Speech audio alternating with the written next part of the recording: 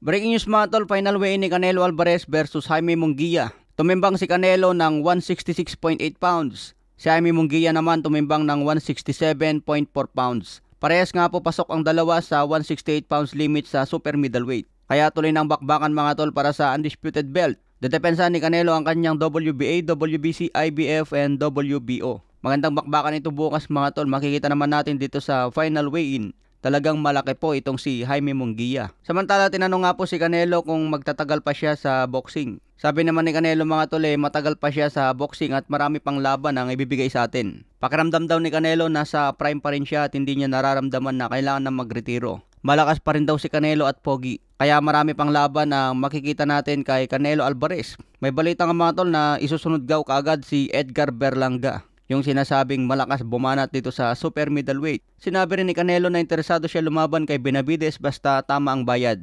Edad 33 pa lang si Canelo kaya marami pa itong pahirapan bago tuluyang magretiro. May dalawang talo na si Canelo kaya wala na itong inalagaan na record. Natalo kay Mayweather at natalo kay Dimitri Bivol. Samantala, Oscar De La Hoya, binanatan na naman si Canelo. Nagsuot nga po si De La Hoya ng Eat More Meat. Matatandaan niya po natin nagpasilip sa gamot si Canelo dahil sinasabi niya dahil daw ito sa karneng kinakain. Kaya ito ang banat ngayon ni Oscar De La Hoya. Samantala, nagkita naman kanina si Canelo at Ryan Garcia. Sabi nga ni Canelo mga tol, wag daw husgahan agad si Ryan Garcia. Hintayin daw yung resulta ng investigasyon tungkol sa positive na gamot. Suportado pa rin ni Canelo itong si Ryan Garcia. Sa ibang banda naman, legendary former champion na si Conor McGregor. Binanatan niya po si Ryan Garcia. Sabi ni McGregor, cheated the weight and was juice. Lifetime ban. Said to see, said to say, said and a bit sick. Don't come near me if I see you ever, Ryan Garcia. I'm actually disgusted. Bad trip nga si Conor McGregor sa pagpositive ni Ryan Garcia. Kaya kung makita raw niya si Ryan Garcia, gugulpin ni McGregor. Sinabi rin ni McGregor na gusto niya maka-sparring itong si Ryan Garcia. Sumagot naman si Ryan Garcia kay Conor McGregor.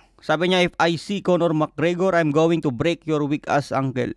You run from being tested because you were on roids. Roadhouse o road rage. Biglang nag-ingay na naman itong si Conor McGregor. Mas maganda siguro kung mag-exhibition na lang si McGregor at Ryan Garcia. So ano sa tingin nyo mga tol, maging katulad kaya ito sa laban ni McGregor kay Floyd Mayweather? Sa ibang banda naman, Devin Haney sinabing wala na siyang interest na makipag-rematch kay Ryan Garcia. Madaya daw kasi si Ryan Garcia at pangit kalaban. Gagawin daw lahat ni Ryan Garcia para lang manalo. Handang dayain ang boxing para makalamang. Delikado raw kasi ang ginawa ni Ryan Garcia at hindi dapat tularan. Nag-request pa itong kampo ni Devin Haney na kailangan daw ibalik ang kanyang pagiging undefeated. Maging no contest ang laban ni Ryan Garcia. Pero hintayin natin na matapos ang investigasyon kay Ryan Garcia kung magpositive pa sa pangalawang sampol. Mukhang nasaktan ng sobra si Devin Haney sa kanyang pagkatalo. Kahit pa siguro ibalik ang pagiging undefeated ni Devin Haney, hindi na mawawala sa isip ng tao mga tol na natumba siya ng 3 beses kay Ryan. Samantala, sinabi rin ni Ryan Garcia mga tol na hindi na niya pagbibigyan ng rematch si Devin Haney. Kababuhan na lang daw ni Ryan Garcia kung magbigay pa siya ng rematch. Ang target ngayon ni Ryan Garcia isang rematch kay Tank Davis.